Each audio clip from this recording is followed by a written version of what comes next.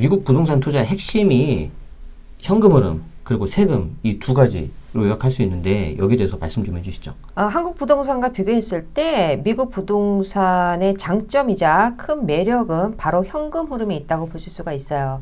그러니까 한국 부동산의 경우에는 주로 자산 가치 상승에 의한 자본 이익에 중점을 두는 투자가 대부분이라면 미국 부동산 투자는 지속적인 현금 흐름을 창출하는 것에 중점을 두고 안정적인 자산 가치 상승과 더불어 좋은 현금 흐름에 중점을 두는 투자가 선호된다고 볼 수가 있습니다. 쉽게 말해서 월세 수익이 괜찮다는 거잖아요. 그렇죠. 그렇죠? 네. 그런데 거기에 반해 더해서 세금 혜택까지 있다. 네. 오늘 이 두 가지에 대해서 좀 설명을 해주실 건데 네.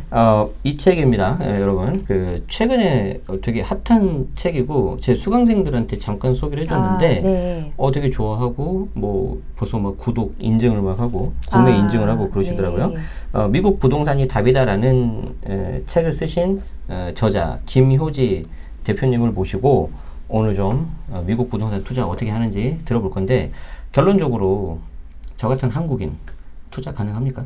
가능합니다. 가능합니까? 네. 어떤 그 프로세스로 되는지 이게 그림을 좀 보면서 설명 좀 해주시죠. 자, 첫 번째는 50개 주마다 주 법과 규약들 다 틀려요. 네. 그러면 일단은 지역을 먼저 선정하시고 선정된 지역에서 그 지역의 전통한 부동산 전문인을 선임하셔야 된다는 거죠. 이게 첫 번째라는 거죠? 네, 맞습니다. 그런 다음에 내가 어느 유형의 부동산에 투자를 할 때 얼마짜리를 하고 싶은데 그럼 거기에 내가 그러한 부동산을 취득할 수 있는 능력을 보여줄 수 있는 서류가 필요하죠.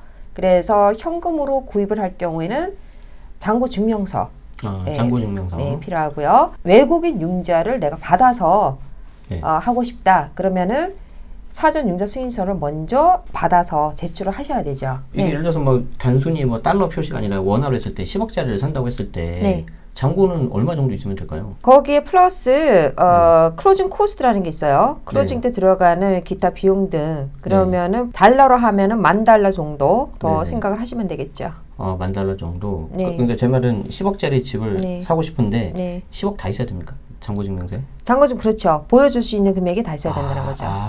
그렇구나. 자, 그 부분에 있어서 좀 약간 금액이 있어야 되겠네요. 그럼 그 다음에 이제 오퍼를 한다는 거죠. 네. 쉽게 말해서 나 이거 사고 싶다. 라는 거고 상대방 측에서 이제 수락을 하면 계약을 하고 그 다음에 이제 그러면 계약금은 송금입니까? 그렇죠. 그런 다음에 이제 계약금을 송금하는데요. 계약금 송금할 경우에는 외국한 거래 규정에 따라서 개인 자격으로 해외 부동산, 미국 부동산 취득하느냐 아니면 법인 자격으로 취득하느냐에 따라서 송금의 방식이 약간 틀려요. 그래서 개인 자격으로 취득할 경우에는 거래하는 외국한 은행에 해외 부동산 취득 신고서를 이제 작성을 해서 계약금을 송금하실 수가 있습니다. 그리고 법인 자격으로 했을 경우에는 먼저 미국의 현지 법인을 먼저 세우는 거죠. 현지 법인을 먼저 세워야 된다. 그렇죠. 거꾸로 되는 거죠. 그러면 예를 들어서 내가 본인이 한국에 좀 매출도 있고 업력도 된 법인이 있는데 그건 좀 약간 소위 말해서 써먹을 수가 없겠네요. 그렇죠. 그건 한국에 있는 법인이고 미국에 있는 법인을 이제 설립을 하는 거죠. 그런 다음 한국에서 미국에 있는 법인에다가 송금을 먼저 해야 돼요. 사실 그 부분이 좀 저는 되게 궁금했어요. 궁금하셨군요. 네네네. 그것도 되게 쉽습니다. 그래서 그럴 경우에는 해외 직접 투자 신고서라는 게 있어요. 그리고 사업 계획서 그 두 가지를 작성하셔서 외국한 은행에 제출을 하시면 쉽게 송금이 가능하시고요. 그러면은 미국에 있는 법인 계좌에서 그 돈을 받아서 계약금을 지불하는 방식으로 가실 수가 있는 거죠.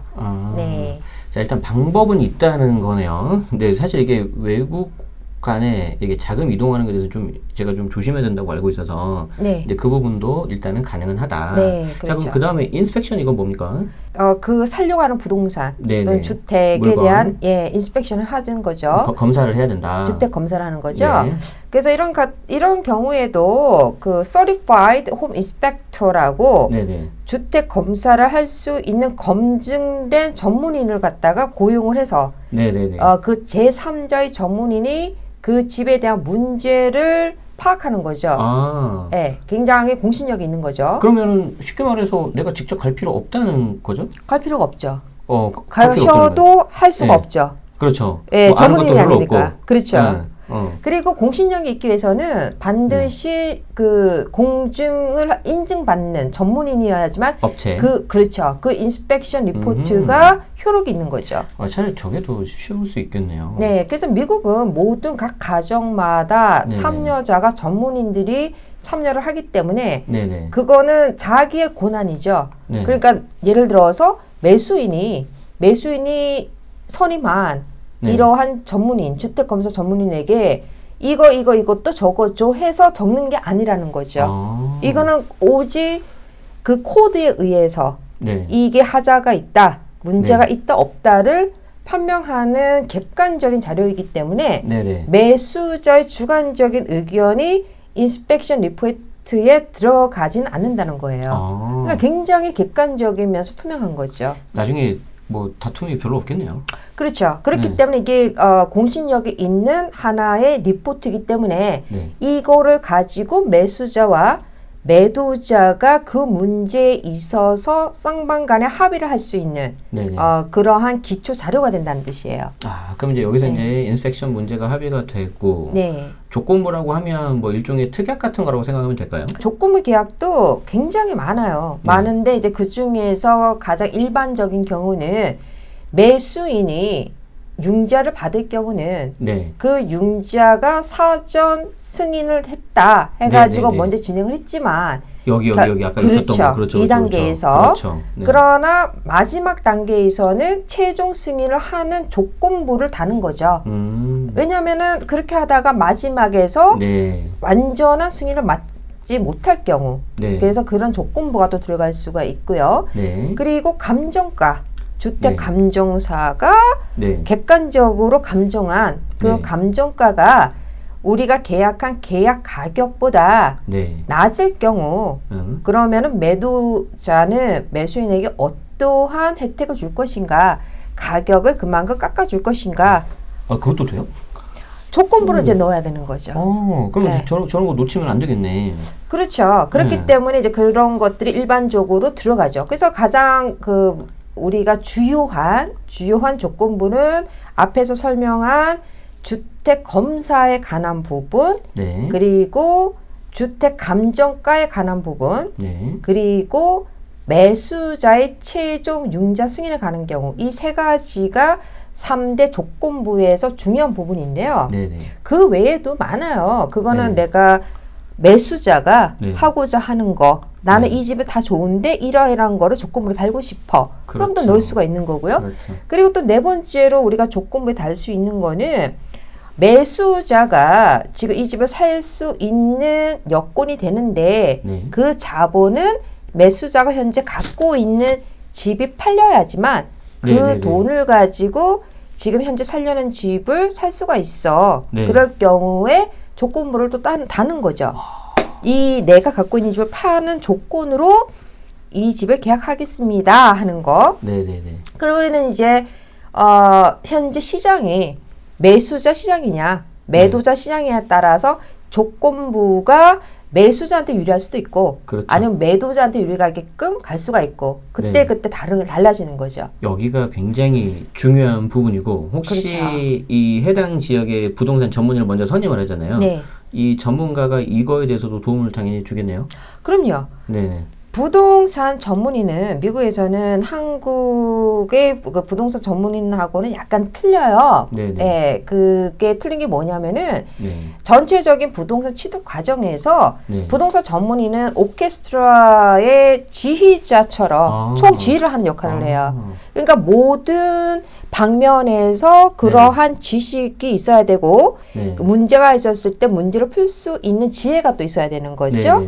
그리고 각 참여자가 있는 거죠. 아까 얘기한 대로 주택 검사를 하면 주택 검사를 하는 전문인 그러면은 그 전문인들 일로 와 이때 해 이렇게 지휘를 하는 거죠.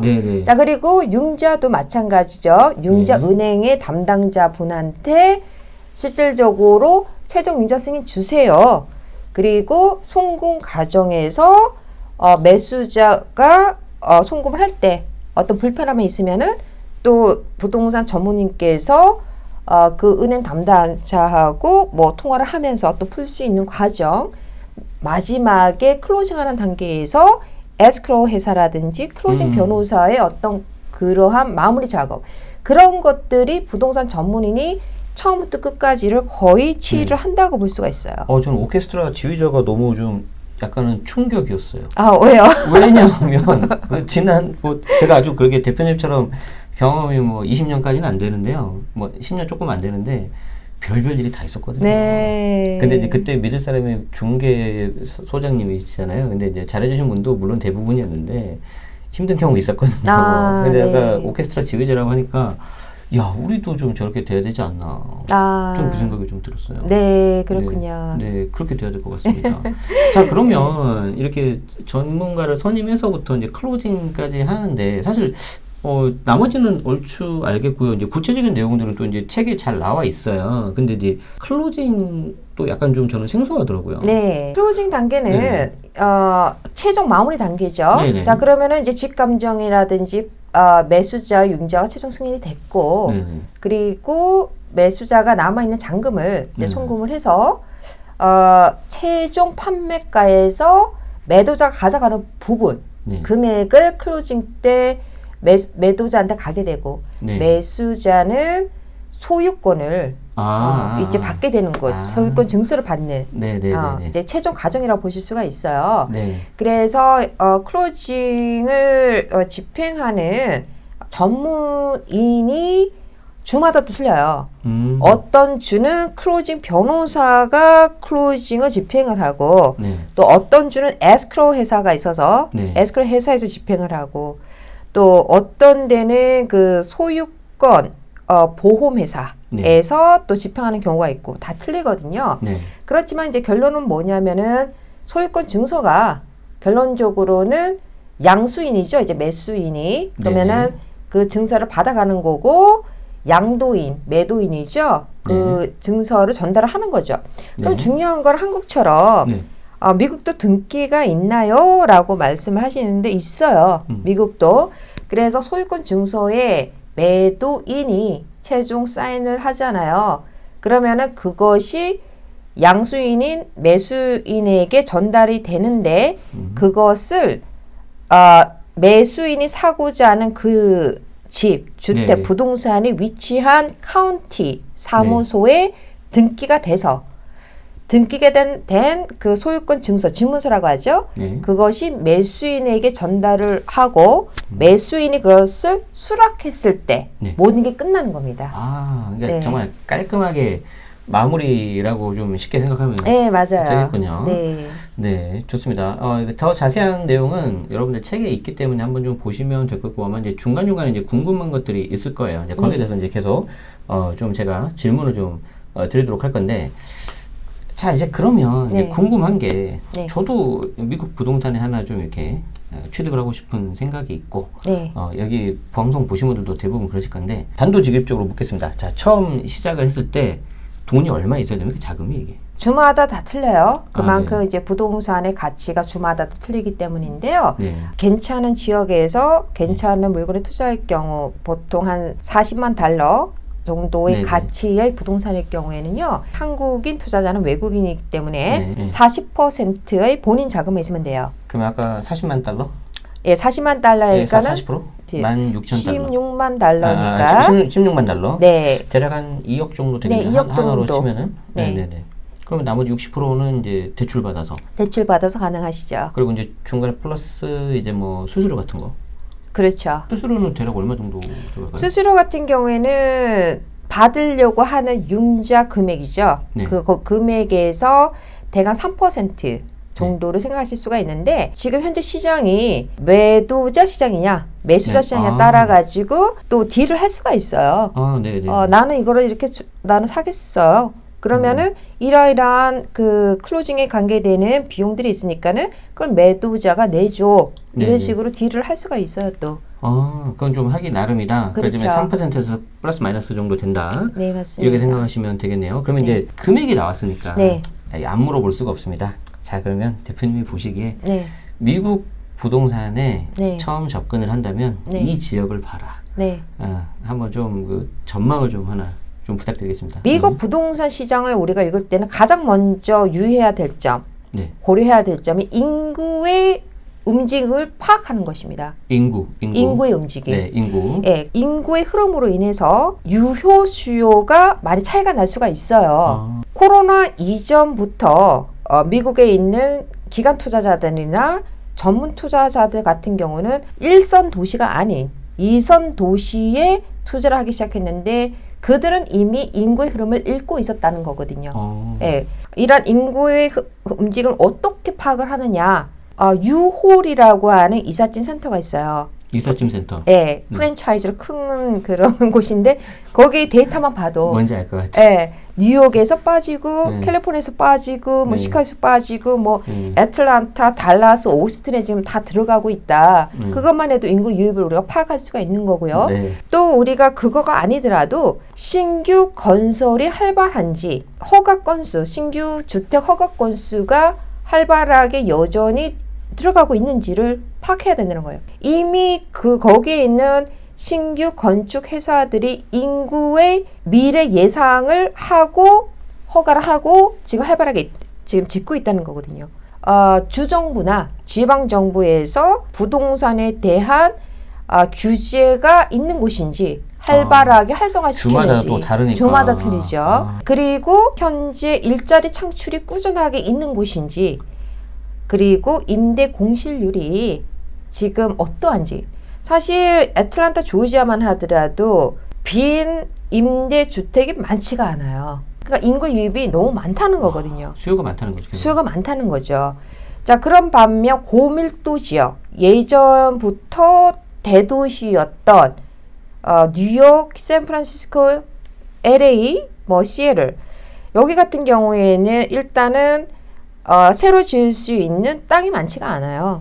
그러면은 그 자체에서 안정적으로 그냥 그 거래가 되고 있다는 거고 인구가 너무 비싼 지역이니까 그러면은 좀 더 경제성을 고려해서 외곽으로 빠지게 되는 그런 현상이 계속해서 빈번하게 되는데 그것이 또 코로나가 라이프 스타일을 바꿔놨기 때문에 재택근무, 원격근무 자체가 좀 더 활성화됨으로써 이런 현상이 좀 더 급변하게 됐다는 거거든요. 네네네. 그래서 반드시 그거는 왜냐 유효 수요가 많이 유입되는 곳은 미래의 나의 자산 가치가 상승하는 것이고 유효 수요가 앞으로 미래에 계속 빠질 것 같으면은 나의 자산 가치, 나의 부동 자산 가치는 내려갈 수 있기 때문에 반드시 인구의 흐름을 먼저 파악하셔야 된다는 거고 자, 그 다음에 또 중요한 게 있어요. 필터링 현상이라고 하는데요. 상류층이 들어오면은 그 시장에 사는데 저소득층이 자꾸 들어오면은 상류층이 빠져나가요. 이제 필터링 된다 그러죠. 이제 그러면은 오히려 나중에는 자산의 가치가 내려가는 것이고 그리고 10년 전에는 안 좋았던 동네인데 우리가 젠트리피케이션 과정이라 그래요. 예전엔 저소득층의 지역이었는데 개발업자가 거기에 굉장히 상류층을 위한 편의시설도 들어가고 고급 주택을 지으면서 그 동네를 상류층으로 만들어버리는 그런 과정이거든요. 그러면은 유효 수요가 갑자기 또 몰려들어요. 그러면은 또 자산의 가치가 증가할 수 있다는 거거든요. 이런 것들이 인구의 흐름과 동반해서 나타나는 현상이란 말이죠. 같이 봐야 되겠네요. 그거는. 같이 봐야 된다는 거죠. 그렇기 때문에 지역 선적 포인트 중요한 게 입지보다도 중요한 게 인구의 움직임을 파악하는 거. 그럼 파악하고 나서 어느 지역이 지금 인구가 몰린다. 그럼 그 지역에서도 정해졌어요. 자, 그러면은 텍사스다, 조지아다, 노스캐롤라이나다. 그러면은 거기에서도 지역 시장에서도 인구가 어디서 흐르고 어디서 빠지는지를 또 보셔야 하는 거죠. 다시 쪼개서 좁혀서 가야 된다는 거죠. 어느 지역이 좋을까요? 하신다면 우리가 한국인이기 때문에 한국인의 특수성을 고려를 또 해봐야 된다는 거예요. 우리가 한인들의 인구 그러면 당연히 캘리포니아, 로스앤젤레스죠. 그다음 뉴욕, 워싱턴 DC, 뭐 버지니아, 그다음에 시애틀, 워싱턴, 시카고, 일리노이 뭐 이런 쪽이었는데 이제는 거기에 계시는 거주하는 한인들도 이런 이선 도시를 지금 빠져나오고 있잖아요. 한인들이 많이 움직이는 곳이 애틀랜타, 조지아, 그 다음에 오스틴, 휴스턴, 달라스, 텍사스 이제 이런 지역이 될 수가 있고요. 거주 목적으로 내가 미국에서 정착을 하려고 한다 그러면은 뭐 이런 그 대도시 인구 밀도가 높은 우리가 확립된 시장이라고 그래요. 거기에 있는 지역도 괜찮고요. 사실 뭐 이런 앞으로 미래 가치가 있는 그런 지역도 다 괜찮을 수가 있겠습니다. 와, 근데 지금 너무 다 풀어버렸어, 대표님이. 여러분은 지금 복 받으신 겁니다. 지금 사실은 이거를 이제 어떻게 보면 제일 중요한 내용인데 저는 이제 들으면서 어떤 생각이 들었냐면 결국 똑같구나. 한국 그 부동산 시장하고 그래서 원리는 똑같은 것 같아요. 그래서 사람 사는 거는 똑같다. 지역만 좀 더 알고 중간에 어떤 자금 흐름이라든가 제도에 대한 다른 거 맞습니다. 이런 부분들 좀 더 보시면 되고요. 어쨌든 방금 말씀하셨던 걸 제가 봤을 때는 2번 이상 들으셔야 돼요. 제가 봤을 때 그래요. 그리고 이제 더 자세한 거는 책에 있으니까 여러분들은 좀 책을 좀 보시면 좋겠고 제가 이 책을 보면서 이제 핵심적인 부분이 한 몇 가지가 기억이 나는데 그 중에 하나 또 기억이 나는 게 바로 ABCD 매트릭스였어요. 그러면 이제 ABCD 매트릭스가 뭐냐 이제 궁금하신 분들이 계실 텐데 일단은 이게 제가 봤을 때는 가장 핵심이거든요. 그래서 맞습니다. 여러분들 이제 뭐 또 너무 이게 다 하면 이게 공부하기 또 해야 되니까 한번 좀 핵심만 한번 좀 설명 좀 해주시죠. ABCD 매트릭스가 도대체 뭔지. 제가 ABCD 매트릭스, 미국 부동산 매트릭스라고 이름을 붙였어요. 자, 이거는 뭐냐면은 미국 부동산 투자를 하면 반드시 알아야 되는 기본 핵심 원리라고 보셔야 되는데, 자, 우리 박 대표님께서도 말씀을 하셨지만은 부동산의 속성은 어느 나라든 같아요. 그죠? 그러나 다른 제도, 그것이 이런 금융제도, 세금제도가 나라별로 다름으로써 각 국가에 투자를 했을 경우에 우리가 세울 수 있는 투자 전략이 달라진다는 거잖아요. 자, 미국에 있는 세금제도, 금융제도를 우리가 파악을 하면서 플러스 부동산의 기본 속성을 합치면 거기에 맞는 핵심 원리가 나오는 거거든요. 자, 그러면은 왜 제가 이걸 ABCD 매트릭스라고 표현을 했냐면 미국의 부자들이 그들이 부동산 투자를 할 때 반드시 이 핵심 원리를 기준으로 해서 자산을 증식하고 지킨다는 거거든요. 자, 그럼 A는 appreciation, 자산 가치 상승이죠. 그건 시간이 지남으로써 자산의 가치가 증가하는 걸 얘기하는 거죠. 자, B benefit, 세금 혜택, C, cash flow, 현금 흐름, D, debt, 부채. 이거를 우리가 4가지로 요약을 했고, 자, 그러면은 어떤 이 연관관계가 있느냐? 자산 가치 상승과 현금 흐름. 여기 도표를 보시면은 왼쪽에 있는 거죠. 자, 세금과 부채는 오른쪽에 있어요. 자, 그러면 왼쪽에 있는 자산 가치 상승과 현금 흐름은 내가 부동산을 보유함으로써 얻을 수 있는 이익면이에요. 자, 그럼 오른쪽에 있는 세금과 부채는 내가 부동산을 보유함으로써 가지게 되는 채무 관계죠. 책임 관계가 되는 거죠. 자, 그러나 미국의 부동산에 관련되는 세금과 금융제도를 보면은 이러한 부채를 활용하고 세금 인센티브를 활용하면 결론적으로 이러한 채무면이 나의 이익면을 더욱더 극대화시킬 수 있다. 이렇게 우리가 표현할 수가 있어요. 자, 그럼 우리가 그거를 낱개로 한번 풀어본다면은 자산가치 상승 다 아시잖아요.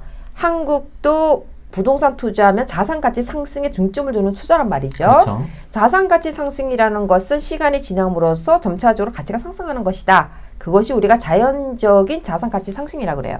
그러면은 그거는 싸게 사서 비싸게 파는 원리죠. 그리고 기본적으로 시장의 원리로 가격이 상승하는 것인데 주로 수요가 공급을 초과할 때 가치가 상승하는 거잖아요. 근데 이거는 투자자가 통제가 불가하죠. 그렇죠. 시장 원리니까. 자, 그러면 어떻게 자산 가치를 상승시키느냐? 또 다른 방법. 인위적인 자산 가치 상승이 있어요. 자, 그거는 투자자가 세우는 투자 전략에 따라서 인위적으로 자산 가치 상승시킬 수가 있어요. 개선, 그죠? 우리가 레노베이션 또는 뭐 플리핑을 목적으로 해가지고 개선을 통해서 자산 가치를 높일 수가 있는 거죠. 자, 그거는 투자자의 개인적인 투자 전략에 이어서 의해서 짧은 기간에 자산 가치 상승시킬 수가 있는 거죠. 그래서 인위적인 자산 가치 상승 이런 것들이 되어 있는데 이거는 투자자가 컨트롤할 수가 있는 거죠. 통제할 수가 있는 부분이에요. 이제 현금 흐름 보겠습니다. 네, 현금 흐름. 네, 현금 흐름 중요하죠. 미국 부동산을 생각했을 때는 현금 흐름을 꼭 생각하셔야 된다는 거거든요. 네네. 자, 그럼 현금 흐름은 무엇이냐면은 임대용 부동산을 보유했을 경우 들어오는 총 수입에서 나가는 총 운용 지출을 빼고 거기에 부채가 있으면 대출금이 있으면 대출금을 뺀 나머지 순 현금 흐름을 얘기하는 거잖아요. 네. 예, 이런 거를 우리가 수동소득이라고 얘기를 해요. 네. 예, 그래서 이 현금 흐름을 극대화를 하면 결론적으로는 자산의 가치를 상승시킨다는 거거든요. 예, 왜냐 그러면은 우리가 그 투자 수익률을 계산해 보면은요. 보통 순영업이익, 순운용소득이 증가했을 경우 결론적으로 자산 가치가 상승을 해요. 네. 그렇기 때문에 똑같습니다. 개선을 통해서 현금 흐름을 인위적으로 극대화시키면 자산의 가치가 상승돼요. 네. 가치를 올려버리는 거죠. 그렇죠. 결론적으로는. 자, 그러면 어떻게 개선을 하느냐? 나의 자본으로 하는 게 아니죠. 예, 남의 돈을 활용하여서 개선을 통해서 현금 흐름을 극대화하고 자산 가치를 상승시키는 것이고, 그리고 또 남의 돈을 활용하여서 대출금을 갚는 거죠. 그래서 부채, 우리가 생각하셔야 되는 거예요. 부채를 활용하여 현금 흐름을 극대화하고 자산 가치 높일 수가 있다는 거예요.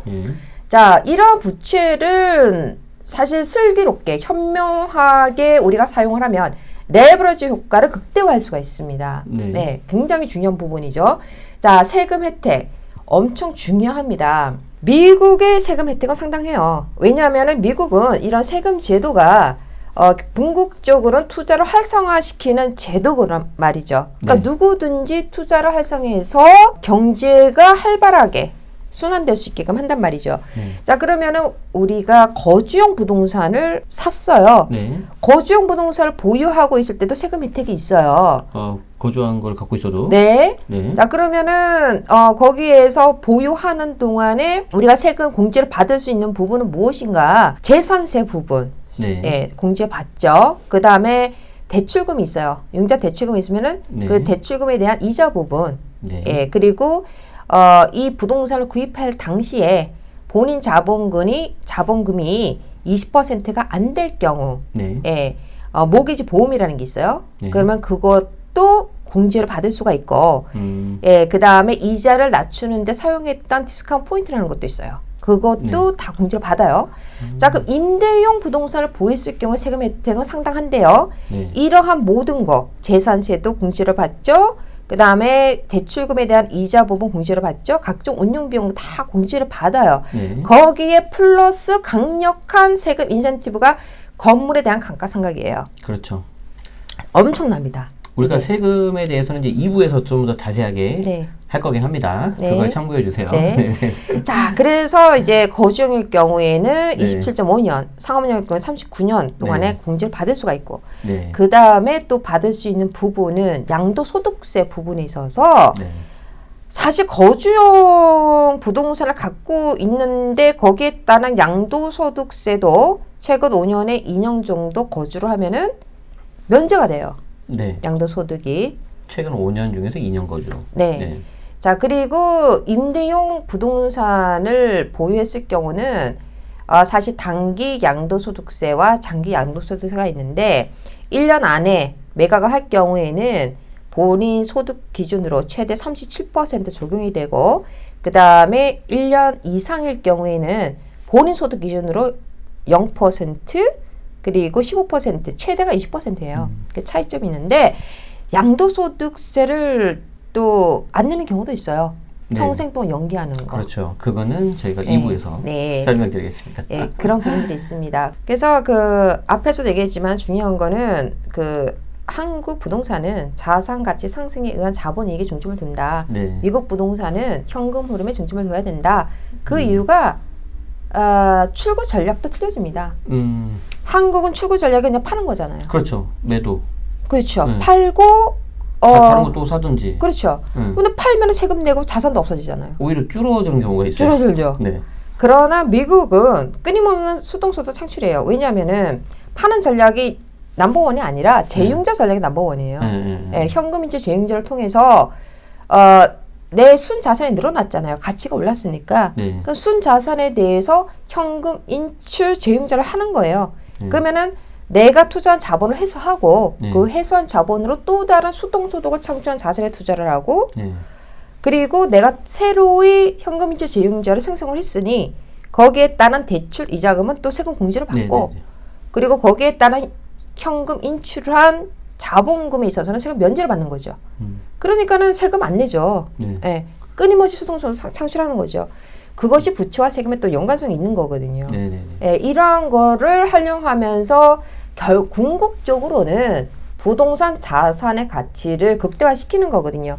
이 원리가 미국에 있는 부자들이 실질적으로 활용하고 있는 부의 원리입니다. 더 자세한 내용은 여러분들이 좀 책이라든지 대표님의 채널이 있으니까 그것도 좀 보시면 더 좋을 것 같고요. 제가 이제 일부를 마무리하면서 한 2가지 정도를 좀 더 이제 여쭤보고 싶은데 21년 동안 부동산 미국에서 업을 하시면서 무려 1,300건 이상을 이렇게 거래를 성사시키셨어요.